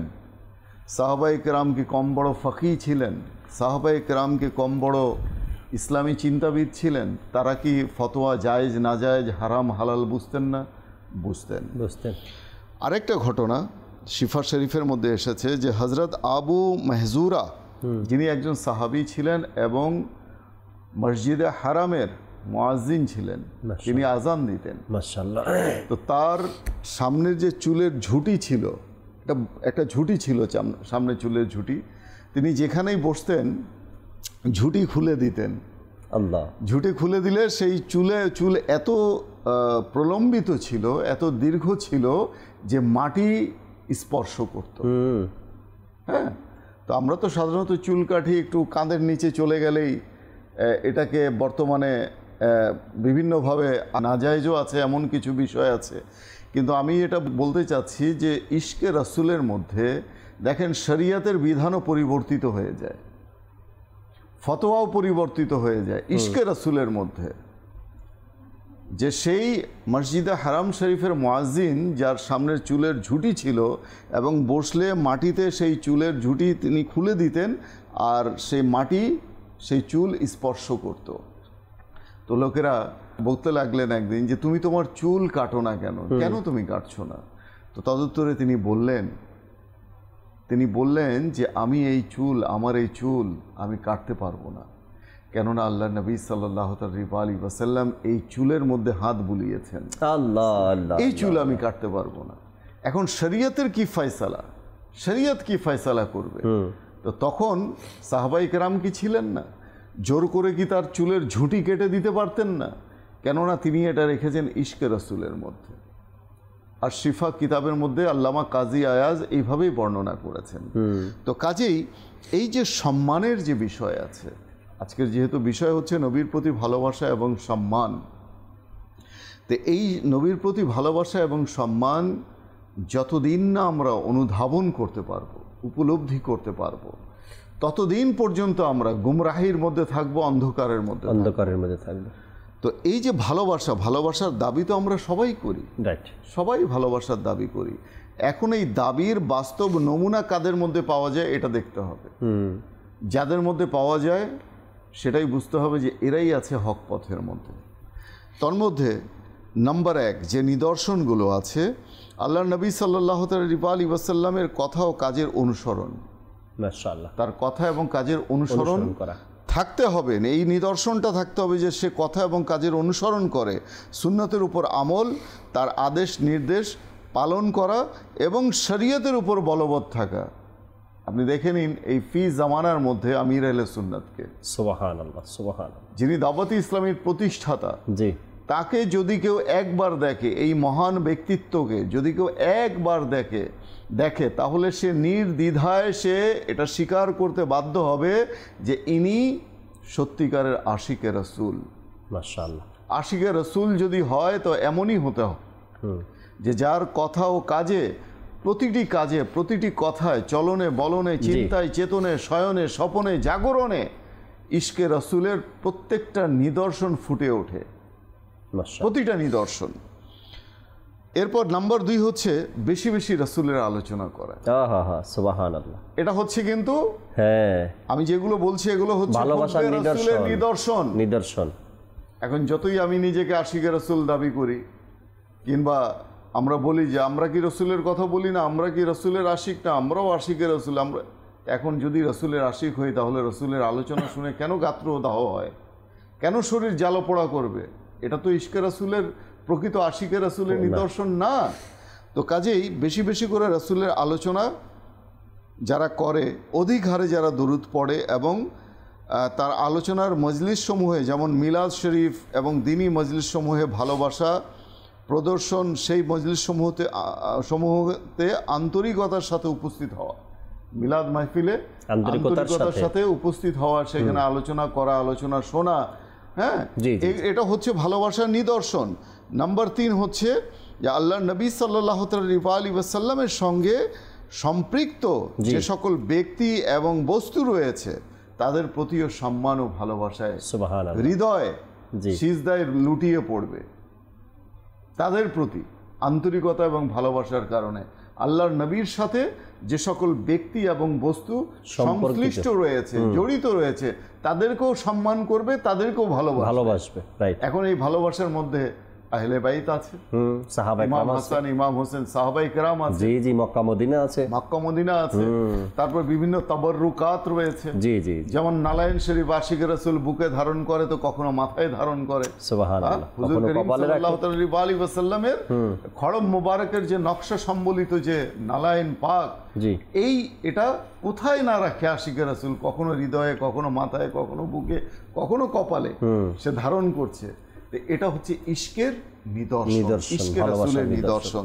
ঠিক তদ্রূপ আল্লাহ নবী সাল্লাল্লাহু আলাইহি ওয়াসাল্লামের চুল মোবারকের সম্মান, সেই চুল মোবারককে দেখা, আহা, যেই চোখ দেখবে সেই চোখ জাহান্নাম থেকে হারাম, যেই হাত স্পর্শ করবে সেই চুল মুবারককে সেই হাত জাহান্নামের আগুন থেকে মুক্ত। এটা তো আমরা একটা ঘটনা শুনেছি না, যে একবার মা ফাতেমা রাদিয়াল্লাহু তাআলা আনহা রুটি বেলছিলেন তার নিজ গৃহের মধ্যে, এমত অবস্থায় আল্লাহ নবী সাল্লাল্লাহু আলাইহি ওয়াসাল্লামের সেখানে তাশরিফ আবরি হলো, আগমন করলেন। তো তখন আল্লাহ নবী সাল্লাল্লাহু আলাইহি ওয়াসাল্লাম মা ফাতেমার কাছ থেকে মুচকি হেসে সেই কি করলেন, বেলনা এবং যে রয়েছে সেটা নিয়ে নিজেই বেলতে শুরু করলেন।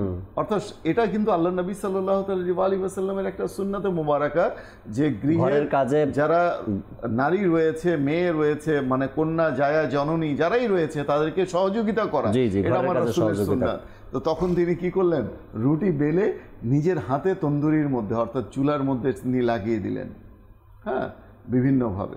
তো যখন ওর মধ্যে থেকে কিছু রুটি রান্না হয়ে চলে আসলো তৈরি হয়ে, আর কিছু রুটি রয়ে গেল কাঁচা, মা ফাতেমা রাদিয়াল্লাহু তাআলা আনহা অবাক হয়ে গেলেন যে হে আল্লাহ রসুল, নিজের বাবাকে বলছেন যে হে আল্লাহ রসুল, এই রুটিগুলো তো কাঁচা রয়ে গেছে। হ্যাঁ, তখন আল্লাহ নবী সাল্লাল্লাহু আলাইহি ওয়াসাল্লাম আবার তিনি সেগুলোকে তন্দুরিতে দিতে চাইলেন। আল্লাহ রসুল সাল্লাল্লাহু আলাইহি ওয়াসাল্লাম কি ইরশাদ করলেন, হে ফাতেমা, যেই রুটির সাথে আল্লাহ রসুলের হাত লেগে গেছে সেই রুটিকে দুনিয়ার আগুন তো কি জাহান্নামের আগুনও কি করতে পারবে না, জ্বালাতে পারবে না।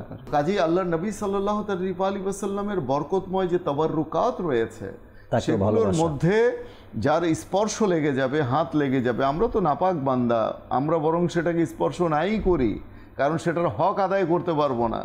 যেই চোখে আমরা দিদারে মুস্তাফা অর্থাৎ আল্লাহ নবীর দিদার করতে চাই, সেই চোখ কতটুকু উপযুক্ত, পবিত্র, যে আমি আল্লাহর নবীকে দেখতে চাচ্ছি, আমি কতটুকু সেই চোখকে আমি পবিত্র করেছি।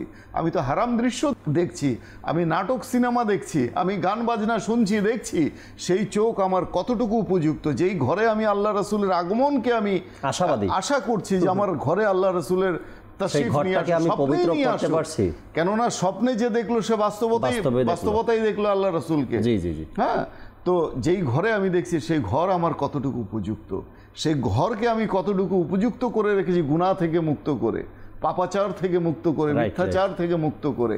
তো এই যে নিদর্শনগুলো, এরপরে আছে আল্লাহ রসুল সাল্লাল্লাহু আলাইহি ওয়াসাল্লামের যারা বন্ধু তাদের সাথে বন্ধুত্ব, এবং যারা দুশমন তাদের সাথে দুশমনি, এই একটা নিদর্শন থাকতে হবে। আমি কি করলাম, যারা আল্লাহ রসুলের দুশমন তাদের সাথে আমি বন্ধুত্ব করলাম, এটা হচ্ছে মুনাফিকাত, যে আল্লাহর রসুলের দুশমনের সাথে বন্ধুত্ব করা। বরং দুশমনের সাথে দুশমনি করতে হবে, বন্ধুদের সাথে বন্ধুত্ব করতে হবে, এটাও হচ্ছে একটা অন্যতম নিদর্শন। এরপর হচ্ছে নাম্বার 5, যে পার্থিব জগতের প্রতি উদাসীনতা এবং দারিদ্রকে সম্পদশালী হওয়ার চেয়ে উত্তম মনে করা, দারিদ্রকে, ঠিক আছে, পার্থিব জগতের প্রতি উদাসীনতা মানে পার্থিব যে মোহ, পৃথিবীর যে মোহ রয়েছে এর প্রতি এটা না থাকা অন্তরে। কেননা হাদিসে পাকে এসেছে, আল্লাহ নবী, তিরমিজি শরীফের হাদিস, আল্লাহ নবী সাল্লাল্লাহু আলাইহি ওয়াসাল্লাম ইরশাদ করেন যে উঁচু স্থান থেকে জলস্রোত যে গতিতে নিচের দিকে ধাবিত হয়, পৌঁছায়, আমার আশিকদের দিকে দরিদ্রতা ও ক্ষুধা তার চেয়েও দ্রুত গতিতে পৌঁছায়। আল্লাহ, কাদের দিকে পৌঁছায়? উম্মতের দিকে, আশিকদের দিকে, মুনাফিকের দিকে না, অবিশ্বাসীর দিকে না, বদমাযহাব যারা তাদের দিকে না, বলা হচ্ছে যারা আশিক তাদের দিকে এমনভাবে দরিদ্র এবং আর কি বলা হয়েছে, ক্ষুধা, এমনভাবে তাদের দিকে ধাবিত হবে, এমনভাবে দ্রুত গতিতে নেমে আসবে যেমন উঁচু কোনো বস্তু থেকে পানি দ্রুত গতিতে নেমে আসে, এমনভাবে। এটা হচ্ছে আজমাইশ, এটা হচ্ছে ইশকে রাসূল। ইশকে রাসূলও অন্তরে থাকবে, আর আমি বিলাসিতা, ভোগ বিলাসিতার সাগরে আমি অবগাহন করব, এটা হতে পারে না। তো কাজে এই দুটো জিনিস একসাথে থাকবে না। যেখানে ইশকে রাসূল থাকবে সেখানে দরিদ্রতা থাকবে, যেখানে ইশকে রাসূল থাকবে সেখানে পরীক্ষা থাকবে, আজমাইশ থাকবে, সেখানে দুশ্চিন্তা থাকবে, সেখানে পেরেশানি থাকবে, এই জিনিসটা থাকবে, এটা বুঝতে হবে। তো কাজে এই যে বিষয়, এই জিনিসগুলোকে আমাদেরকে বুঝতে হবে। তো এই বিষয়গুলো আমরা যদি অনুধাবন না করতে পারি, যে কিছু কিছু হলেই অনেক সময় দাওয়াতি ইসলামীর দিকে আঙুল তোলা হয়, যে এরা নবীর প্রতি যখন কটাক্ষ হয়, নবীর প্রতি যখন বিদ্রুপ হয়, নবীর প্রতি যখন অসম্মান হয়, এরা প্রতিবাদে নামে না, এরা মিছিলে নামে না, এরা ভাঙচুরে নামে। আরে ভাই, এটা বুঝতে হবে প্রতিবাদের অনেক ভাষা আছে। আমরা কেন নামি না সেটাও একটা বিষয় আছে, এখানে কৌশল আছে, কিছুটা হিকমত আছে, অনেক বিষয় আছে যেটা সবসময় মুখ খুলে বলা যায় না। তো কাজেই দাওয়াতি ইসলামী আপনার ইশকে রাসূলের কথা বলে, দাওয়াতি ইসলামী প্রতিবাদ করে, দাওয়াতি ইসলামী রদ করে। কে বলে রদ করে না? দাওয়াতি ইসলামী যখন পড়ে আসসালাতু ওয়াসসালামু আলাইকা ইয়া রাসূলুল্লাহ, এটা তো হচ্ছে রদ, এটাই হচ্ছে রদ। অর্থাৎ আমির আলে সুন্নাত বলেন যে যে ইয়া রাসূলুল্লাহ বলে সেই হচ্ছে সুন্নি, সেই হচ্ছে দাওয়াতি ইসলামী। তো এটা হচ্ছে অনেক বড় রদ। দাওয়াত ইসলামী আলহামদুলিল্লাহ রাব্বিল আলামিন, যারা দাওয়াত ইসলামীর সাথে দীর্ঘ সময় ধরে আছেন বা চিনেন, আপনারা জানবেন দাওয়াত ইসলামী এই সকল ব্যাপারগুলোতে কতটুকু সোচ্চার হয়। একবার এমন হলো, নবী করিম সাল্লাল্লাহু আলাইহি সাল্লামের শানে কেউ বেয়াদবি করলো, তো যে যার স্থান থেকে যে যা জায়গা থেকে যা করার করছে, কিন্তু দাওয়াতে ইসলামী আলহামদুলিল্লাহ রাব্বিল আলামিন কিবলা শাইখে তরিকাত আমির আহলে সুন্নাত এলান করলেন যে বর্তমানে আমার নবী করিম সাল্লাল্লাহু আলাইহি সাল্লামের শানে ব্যঙ্গ বা বেয়াদবিমূলক কাজ বা কথা বলছে, এই মুহূর্তে দাওয়াত ইসলামীর কাছে আমার অনুরোধ যেন ফয়জানে মোস্তফা নামে মসজিদ বা এমন ইশকে রাসূল নামে মসজিদ তৈরি করার ব্যাপারে, মানে এটা হচ্ছে প্রতিবাদ, জি প্রতিবাদ, মসজিদ বাড়াই দাও। প্রায় শত শত মসজিদের লিস্ট ওই সময় চলে আসছে, কারা কোন স্থানে কোথায় কতটা মসজিদ তারা তৈরি করবে। তো এটা হ্যাঁ প্রায় 1200 মসজিদ নির্মাণ হয়েছে ওই আমির আহলে সুন্নাতের এক প্রতিবাদে। প্রতিবাদ বলতে একটা কথা, যে যেখানে আমার নবীর শানে বেয়াদবি হয় সেখানে দাওয়াত ইসলামী চুপ কেন থাকবে? দাওয়াত ইসলামী আজকে থেকে মাঠে মসজিদ নির্মাণের কাজে একইভাবে যে প্রতিবাদ করতে হবে, আপনার আমার প্রতিবাদের ভাষা যে এক হবে এটা জরুরি না। আমি তো বলবো ওটার চেয়ে এটা অনেক বেশি দামি। কেমনে, কিভাবে দামি? আজ আপনি দুইটা কথা বললেন, মাইক হাতে নিলেন, বা যা ইচ্ছা তা বলে দিলেন, আজকে বলছেন যে শুনছে, যে শুনে নাই।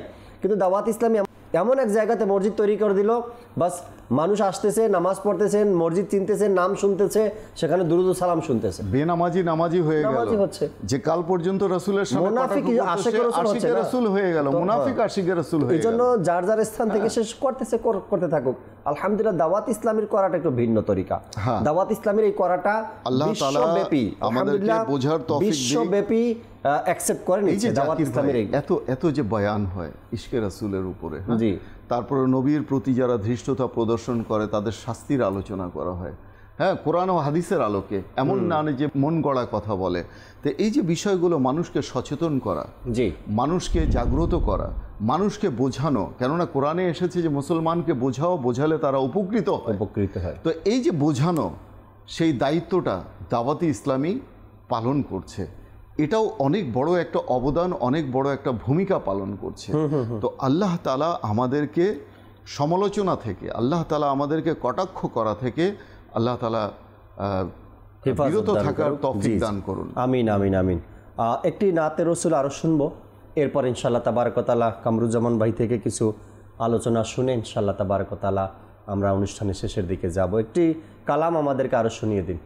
ইয়া রাসূলুল্লাহ গুনাহগার হাজির আপনার দরবারে, ইয়া রাসূলুল্লাহ গুনাহগার হাজির আপনার দরবারে, নেকি বলতে নেই তো কিছু, গুনাহের বোঝা শিরে, নেকি বলতে নেই তো কিছু, গুনাহের বোঝা শিরে, ইয়া রাসূলুল্লাহ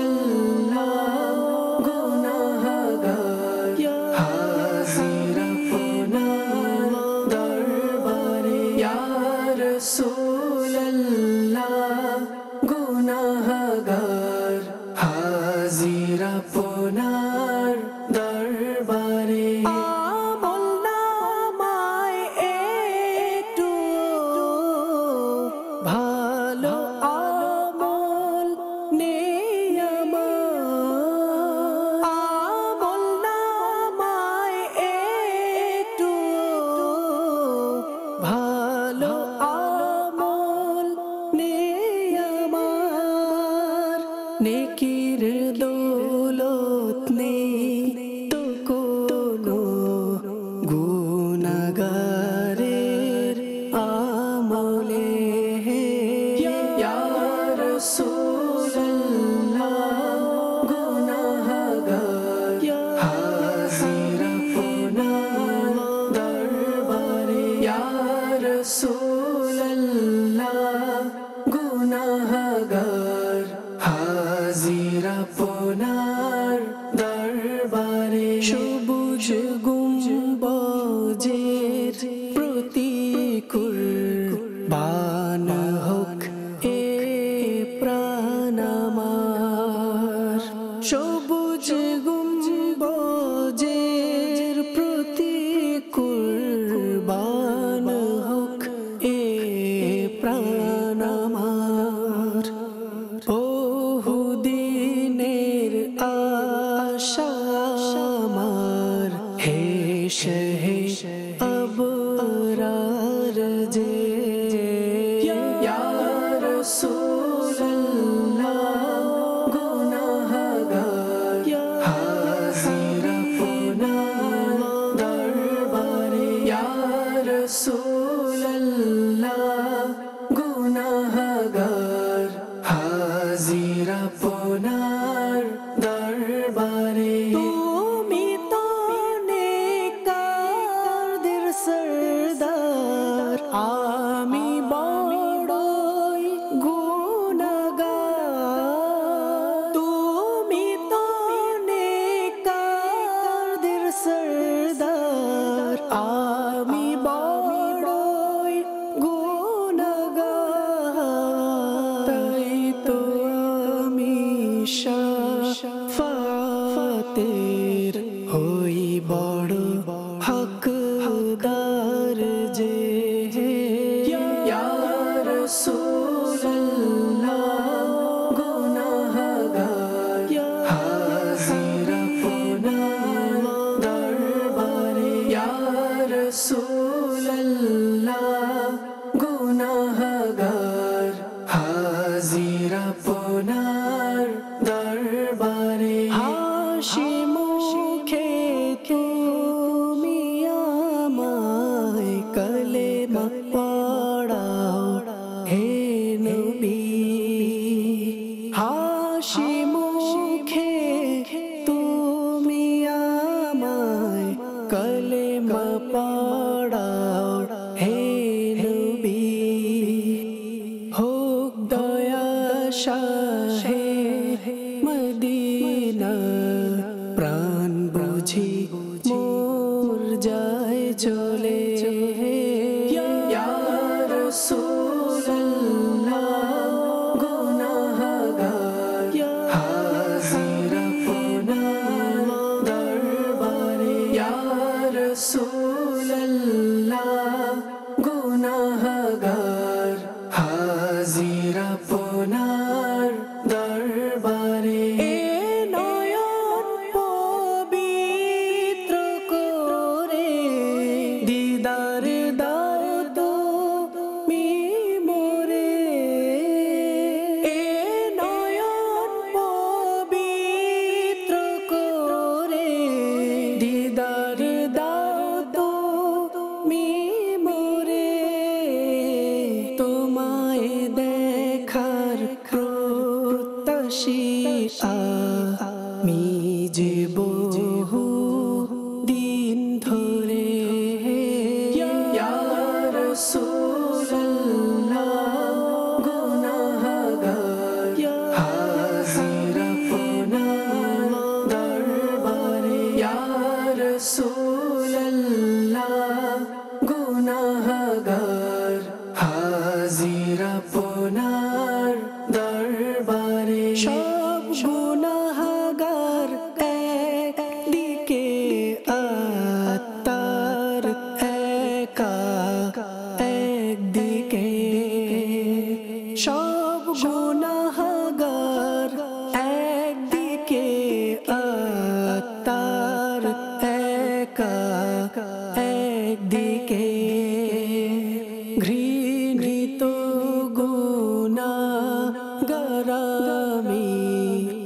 সব গুনাহগারের মাঝে ইয়া রাসূলুল্লাহ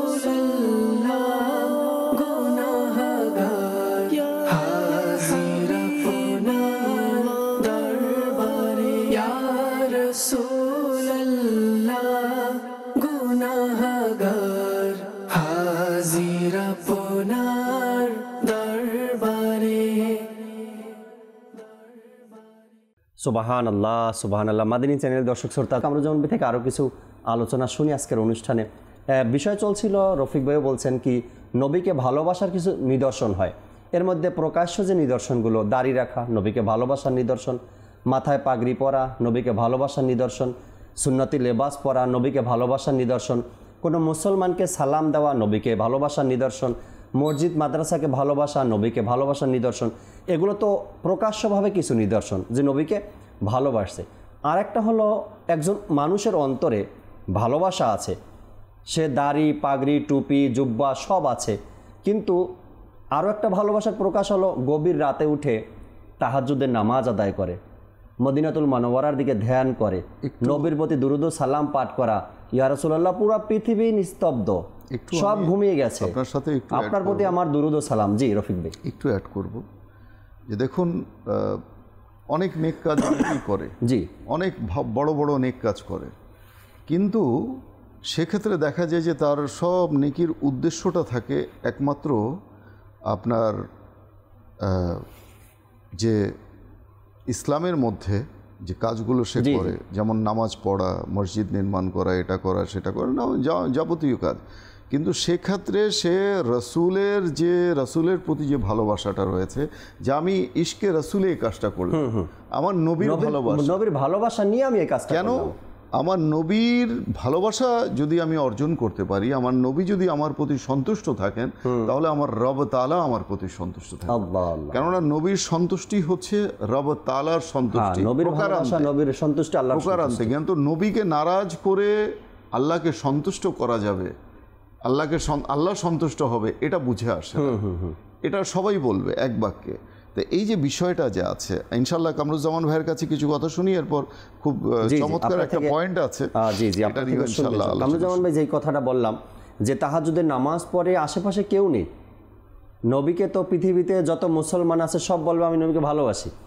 একটা হলো গিয়ে মুখে দাবিদার ভালোবাসা এবং দাড়িও নেই, নামাজও নেই। আর একটা হলো গিয়ে নবীকে ভালোবাসি, মুখে দাড়ি আছে, টুপি আছে, জুব্বা আছে, সঠিক আকীদাও আছে, পাশাপাশি সাধারণ একজন মুমিন সে নবীর প্রতি ভালোবাসা তার আছে, রাতে উঠে তাহাজ্জুদের নামাজ আদায় করে, আশেপাশে কেউ নেই, ঘরের মানুষগুলো ঘুমে আছে, তাহাজ্জুদের নামাজ আদায় করে নবী করিম সাল্লাল্লাহু আলাইহি সাল্লামের প্রতি দুরূদ ও সালাম পাঠ করা, এর মধ্যে যে তৃপ্তি। দাওয়াত ইসলামী পরিভাষায় একটি বিষয়কে তাসাউরে মদিনা বলা হয়। তাসাউরে মদিনা, মদিনার প্রতি ধ্যান। তো তাসাউরে মদিনা কি, এটি যেটা আপনি বলছিলেন যে বাহ্যিক টুপি দাড়ি পাগড়ি এগুলো তো আছেই, তাসাউরের মদিনার মধ্যে যে অভ্যন্তরীণ যে একটি ইশক, অভ্যন্তরীণ যে একটি ভালোবাসা, সেটি ফুটে ওঠে। কীভাবে? আপনি একটি নির্জন জায়গায় বসে আছেন, আপনার আশেপাশে কেউ নেই, আপনি চিন্তা করছেন যেহেতু আমি বাংলাদেশে আছি, আপনার নিজ ভূমিতে আছেন, এখন মদিনা তো বহুদূর, কিন্তু মদিনা বহুদূর নয়, বরঞ্চ মদিনা আপনার কাছে আছে, আপনার অন্তরে মদিনা। কিতাবের মধ্যে কোরআনে পাক স্পষ্টভাবে আল্লাহ পাক ইরশাদ করেন আন-নাবিয়্যু আওলা বিল মুমিনিনা মিন আনফুসিহিম, যে নবী একজন মুমিনের কলব জানের চেয়ে অধিক নিকটে। এখন মদিনা কিভাবে দূরে হবে? যদি বাহ্যিক দৃষ্টিতে আমরা দেখি মদিনা দূরে, কিন্তু এমন অগণিত আল্লাহর ওলিগণ ছিল যারা প্রতি ওয়াক্তের নামাজ মদিনাতে গিয়ে আদায় করত, অথচ নিজ দেশে তারা অবস্থান করত, কিন্তু নামাজের সময় হলে তারা মদিনা শরীফে চলে যেত। এমন অসংখ্য উলামায়ে কেরামের ব্যাপারে এসেছে, আল্লাহর ওলির ব্যাপারে এসেছে, তারা মদিনা শরীফে গিয়ে নামাজ আদায় করত।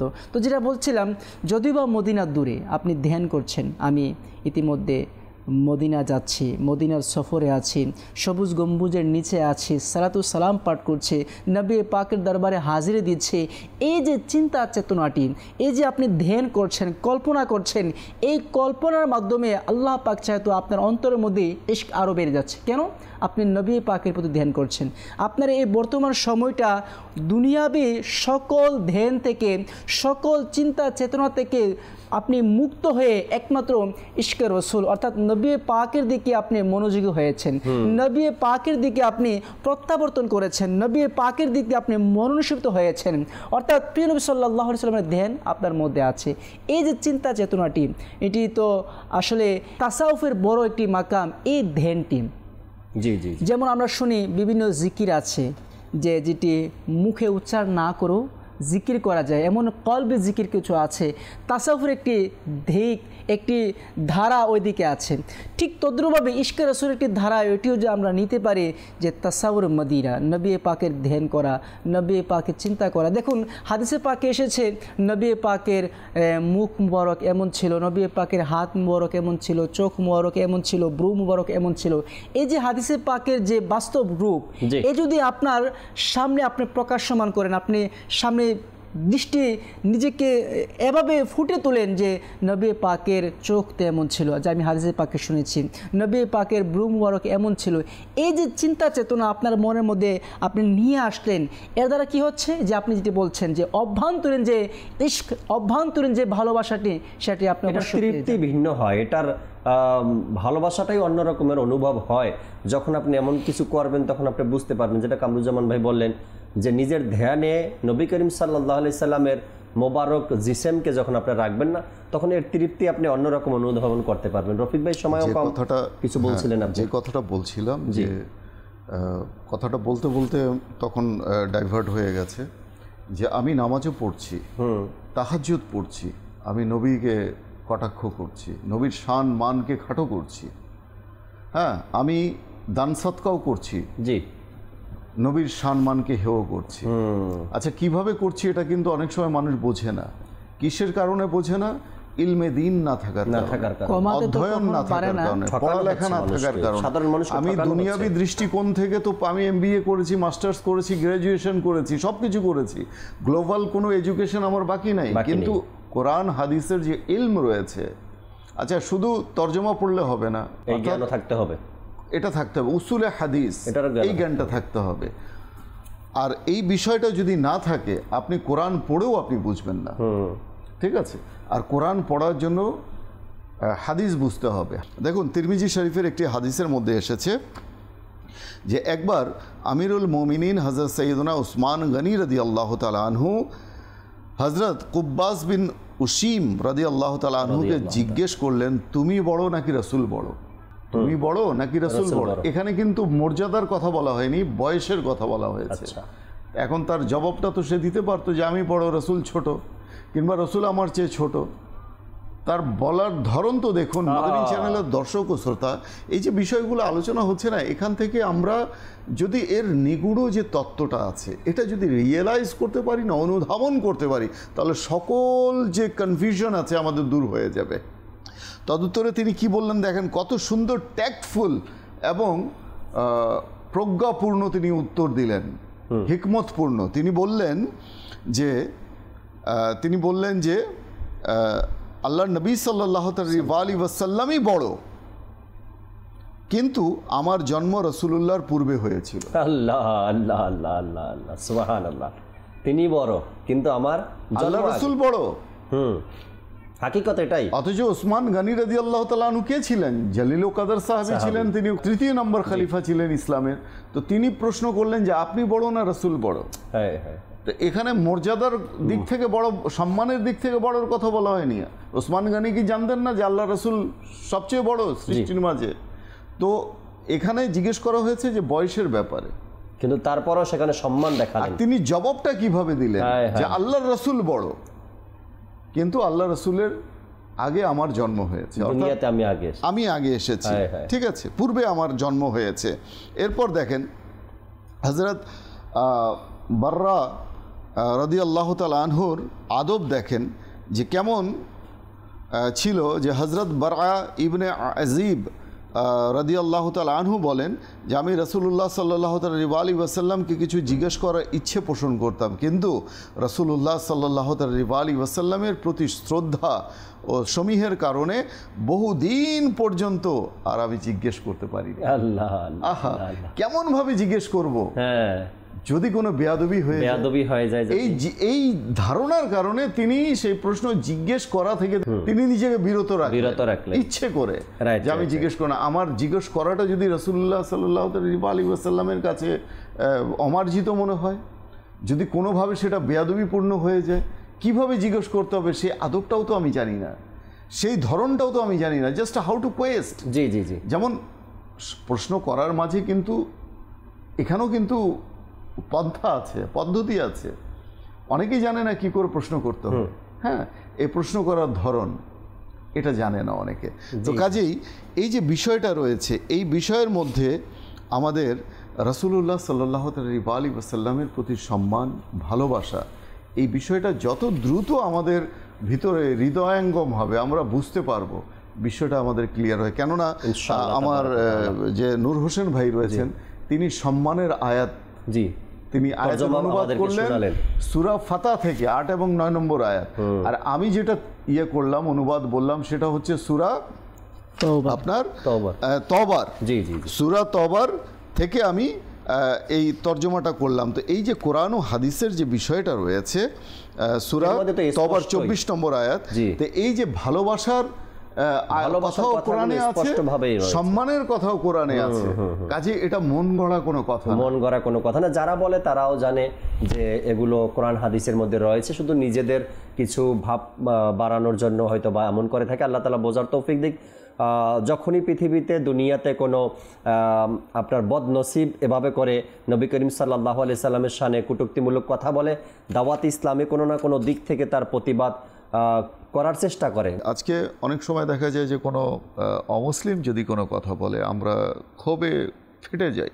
কিন্তু সেই জায়গায় যদি আমি চিন্তা করি যে একজন মুসলিম যদি, বিং এ মুসলিম, যদি এই সেম কাজটা করে, তখন তার ক্ষেত্রে কি ফয়সালা শরিয়ত রেখেছে। দেখুন শিফা শরীফের মধ্যে, আর শিফা বিতারিফে হুকুকুল মুস্তফা সাল্লাল্লাহু আলাইহি ওয়াসাল্লামের এই অধ্যায়ের মধ্যে, আর শিফা শরীফে হযরত সৈয়দুনা আল্লামা কাজী আয়াজ বলেন যে সকল উলামায়ে কেরাম, বিশ্বের তাবৎ বড় বড় উলামায়ে কেরাম, সব উলামায়ে কেরাম এই বিষয়ে মতৈক্য পোষণ করেছেন যে শাতিমে নবী অর্থাৎ নবীকে গালমন্দকারী এবং তার তানকিস অর্থাৎ সম্মান ক্ষুণ্ণকারী ঈমান হারা হয়ে যাবে, রাইট, কাফের হয়ে যাবে। এমন ব্যক্তির জন্য আল্লাহ পাকের শাস্তি অবধারিত, আর আল্লাহ পাক এ বিষয়ে প্রতিশ্রুতিবদ্ধ, রাইট, যে তাকে আযাব দিবেই দিবে, জি, তার শাস্তি অবধারিত।